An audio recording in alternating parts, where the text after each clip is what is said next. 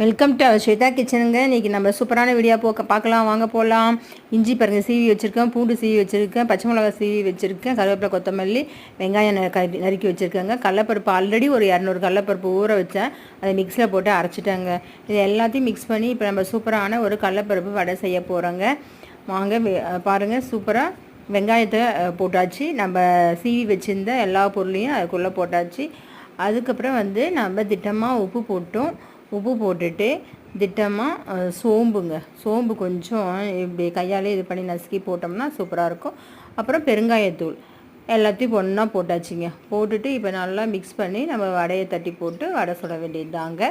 கடலப்பருப்பு வடை டேஸ்ட்டாக இருக்கும், செம்மையாக இருக்கும். அப்படியே கையாலே தட்டி அப்படியே எண்ணெயில் போட்டுற வேண்டியது தாங்க.